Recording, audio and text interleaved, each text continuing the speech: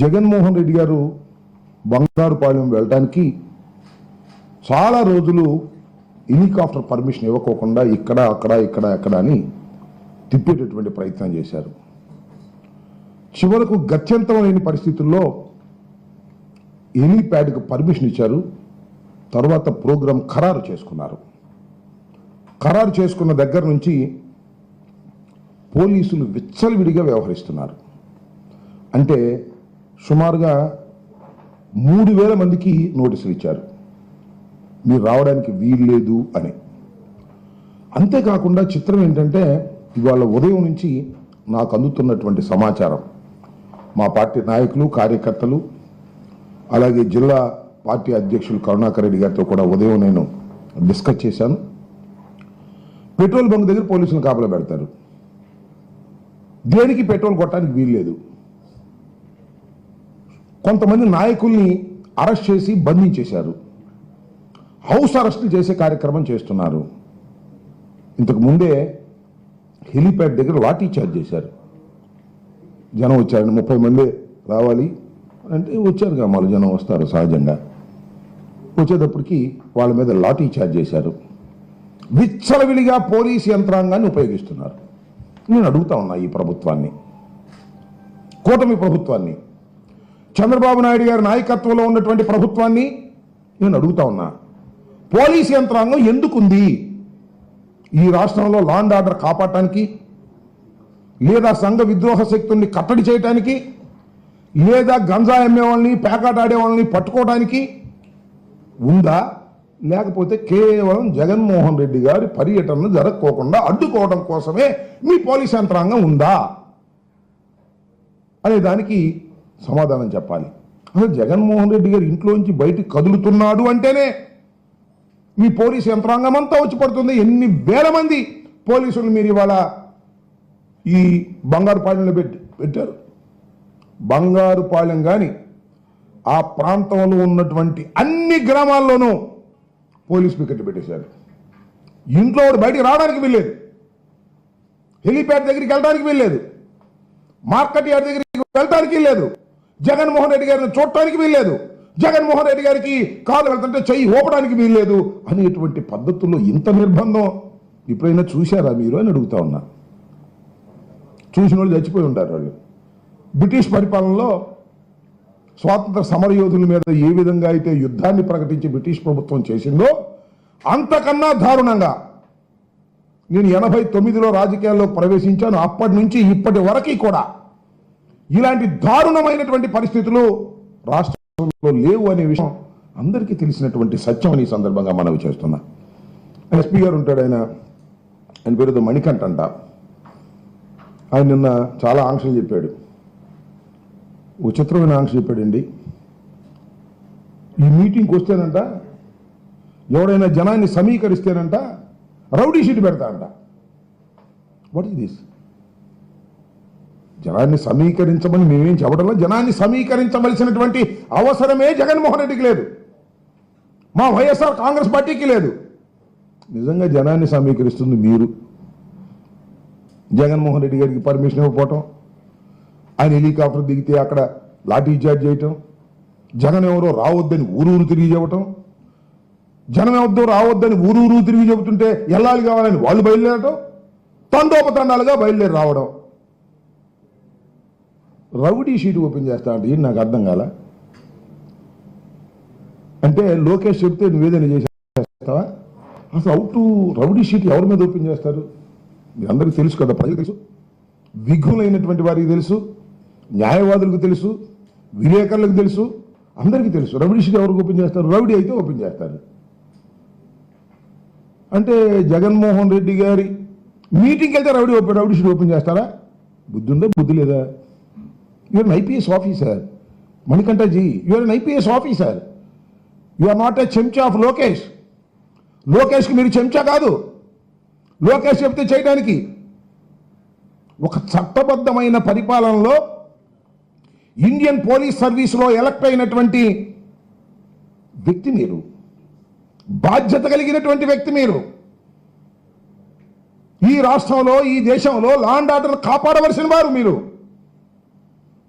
మాజీ ముఖ్యమంత్రి మీటింగ్కి వస్తే జనాన్ని సమీకరిస్తే నీ మీద రౌడీ షీట్ పెడతానంటే ఎక్కడ పోతుంది రాష్ట్రం? రౌడీ షీట్ ఎవరెవరి మీద పెట్టాలి? ఇదిగో నా దగ్గర ఉంది మాన్యువల్ ఉంది నా దగ్గర. హ్యాబిచువల్ అఫెండర్స్ని, గ్రేవ్ అఫెన్స్లో పాల్గొన్నవాడిని, యాంటీ సోషల్ ఎలిమెంట్ని, ఇలాంటి వాళ్ళని రౌడీ షీట్లు పెడతారు. రిపీటెడ్గా అదే పనిగా చేస్తూ ఉంటాడు. రౌడీ మామూలు వసూలు చేస్తుంటాడు, లేదా నేరాలు చేయటం వాడు వృత్తిగా భావిస్తాడు, నేరాల మీదే ఆధారపడి బతుకుంటాడు. వాడి మీద నువ్వు రౌడీ షీట్ పెట్టాల్సింది మా మీద అంటే వైఎస్ఆర్సీపీ కార్యకర్తల మీద, వైఎస్ఆర్సీపీ నాయకుల మీద రౌడీ షీట్ ఓపెన్ చేస్తానని నువ్వు బెదిరిస్తున్నావే. ఏందయ్యా నాకు అర్థం కాలేదు. మణికంఠ ఐపీఎస్ ఆఫీసర్ గారు లోకేష్ చెప్పంగానే చేసేస్తారా? రౌడీ షీట్లు ఓపెన్ చేసేస్తారా? అర్థం పర్థం లేదా? ప్రజా వ్యతిరేకతను తట్టుకోగలుగుతారా? వస్తే మీ దగ్గర లాఠీలు తూటాలు ఉంటే మీరు చేస్తున్నటువంటి ఈ ఒత్తిడికి లేదా ఈ అణిచివేతకు వ్యతిరేకంగా ప్రజలు విజృంభిస్తే మీరు తట్టుకోగలుగుతారా అని అడుగుతా ఉన్నా. బ్రిటిష్ వాడి దగ్గర బాంబులు లేకపోయాడా? బ్రిటిష్ వాడి దగ్గర లాఠీలు లేకపోయాడా? బ్రిటిష్ వాడి దగ్గర తుపాకులు లేకపోయాడా? స్వాతంత్రం ఇచ్చి వెళ్ళిపోయాడే. ప్రజా వ్యతిరేకత వచ్చినప్పుడు మీ లాఠీలు, మీ తోటాలు, మీ బెదిరింపులు పనికిరావు. ఇవాళ వస్తున్నారు జనం. నేను అనుకున్నా హెలిప్యాడ్ దగ్గరికి నడుచుకుంటూ వస్తున్నారు, స్కూటర్లు వేసుకుంటూ వస్తున్నారు. ఏంటో చూడాలనే తాపత్రయం, ఏదో జరుగుతుందనేటువంటి భయం మీరు క్రియేట్ చేసింది జగన్మోహన్ రెడ్డి గారు కాదు. గ్రామాలు తరలి వచ్చేటటువంటి పరిస్థితిని వాళ్ళు మీరు క్రియేట్ చేశారు. దీనికి బాధ్యులు మీరు. అదేమంటే తొక్కిసారిలో జనం చచ్చిపోతారు, తొక్కిసారిని కంట్రోల్ చేయలేరు మీరు గుంటూరు చూడండి. జగన్మోహన్ రెడ్డి గారి కారు చుట్టూ ఒక్క పోలీస్ అన్న ఉన్నాడు. Is in Z plus security as an ex chief minister. Rope party ఉండాలి. ఉందా? గుంటూరులో ఉందా? గుంటూరు వచ్చినప్పుడు నేను చూసా. ఉందా? లేదు. ఇంకో చోట ఉందా? That is your duty. అంతేగాని ఒక రాజకీయ నాయకుడు వస్తుంటే వాడికి జనం వెళ్ళడానికి వీల్లేదు, వెళ్తే వాళ్ళ మీద రౌడీ షీట్లు ఓపెన్ చేస్తాం, ఇలాంటి దారుణమైనటువంటి మాటలు మాట్లాడటం ధర్మం కాదనే విషయాన్ని ముఖ్యంగా ఐపీఎస్ ఆఫీసర్ గుర్తుపెట్టుకోవాలి. మణికంఠ అనే ఆయన, మిగతా ఐపీఎస్ ఆఫీసర్లు కూడా దీన్ని ఖండించాల్సినటువంటి అవసరం ఉంది. రౌడీ షీట్ పెడతాం, అది పెడతాం, ఇది పెడతాం అనేటువంటి పద్ధతుల్లో ఒక కర్ఫ్యూ వాతావరణాన్ని మీరు సృష్టించారు. మొత్తం బంగారుపాలెం, తిరుపతి, మన చిత్తూరు జిల్లా మొత్తం భయంకరమైన సిచ్యువేషన్ని మీరు క్రియేట్ చేసి మేము ఎందుకు వెళ్తున్నాం? మామిడి రైతులు అన్యాయం అయిపోయారు, వాళ్ళని పరామర్శించటం. వారిని పరామర్శించడం వల్ల ఏం జరుగుతుంది? ప్రభుత్వం మీద ఒత్తిడి పెరుగుతుంది. ఒత్తిడి పెరిగితే ప్రభుత్వం ఏదైనా ముందుకు వచ్చి రైతుల్ని ఆదుకుంటుంది. దిస్ ఇస్ ద కాన్సెప్ట్ కదా. ఒక మాజీ ముఖ్యమంత్రి వెళ్ళి పరామర్శిస్తానికి కూడా ఇన్ని అడ్డంకులు ఈ రాష్ట్రంలో ఉన్నాయి. మొన్న 5 సంవత్సరాల దాకా ఈ రాష్ట్రానికి ముఖ్యమంత్రిగా చేసినటువంటి వ్యక్తి అండి జగన్మోహన్ రెడ్డి గారు. ఆయన వెళ్ళి ప్రజల్ని పరామర్శించడానికి కూడా ఇన్ని ఆంక్షలు విధిస్తున్నారు అంటే ఎక్కడికి పోతున్నారు మీరు? మీ అంతటా మీరే ప్రజా వ్యతిరేకత తెచ్చుకునేటటువంటి పరిస్థితులకు మీరు దోహదపడుతున్నారు. ఇది చాలా దారుణమైనటువంటి అంశం. కాబట్టి అన్ని చోట్ల ఇవాళ నాకు వచ్చిన సమాచారం ప్రకారం 116 దుకాణాలు ఉంటే ఆ దుకాణాలకు మొత్తం నోటీసులు ఇచ్చారండి.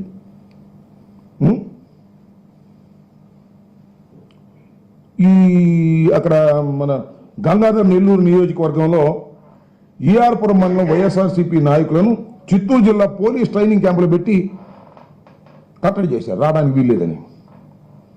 ఈ విధంగా దారుణంగా అసలు ఒక మాజీ ముఖ్యమంత్రి కొందరిని పరామర్శించడానికి వెళుతుంటే ఈ రకమైన చర్యలు తీసుకోవటం ఏ రాష్ట్రంలో అయినా ఏ దేశంలో అయినా ఉందా? ఇంత దారుణంగా మీరు బిహేవ్ చేసినా అదేమంటే ఒత్తిడి, అక్కడ చచ్చిపోవడం కారణం మీరు. You have not given a correct security to X-CM. కాబట్టి నేను మనవి చేస్తున్నా, ప్రజల్ని మీరు కట్టడి చేయలేరు, ప్రవాహాన్ని మీరు ఆపలేరు. ఉప్పిన గోడలు కొడితే ఆగిద్దా? గోడలు కడితే ఆ గోడలు కూడా దూసిపోతాయి. ఎంత ఒత్తిడి మీరు చేస్తారో అంతగా ప్రజలు తరలి వచ్చేటటువంటి పరిస్థితులు ఏర్పడతాయి. ఇవాళ జగన్మోహన్ రెడ్డి గారు చిత్తశుద్ధిగా తోతాపరి మామిడి కాపు రైతాంగం తీవ్రమైన ఇబ్బందులు పడుతున్నారు. చివరికి చెట్లు నరికేస్తున్నారండి, కాయలు బయట పారేస్తున్నారు, చిత్తూరు కాయలు అంటారు వాటిని, బయట పారేస్తున్నారు, తోటలు నరికి తీసేస్తున్నారు.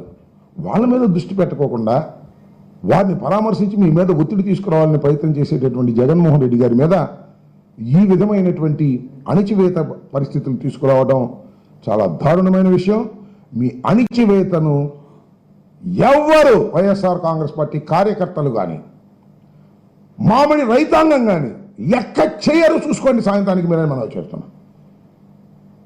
ఈ దారుణమైన పరిస్థితిని ప్రజాస్వామ్యవాదులందరూ కూడా ఖండించాలని కూడా ఈ సందర్భంగా నేను చెప్పదలుచుకున్నాను.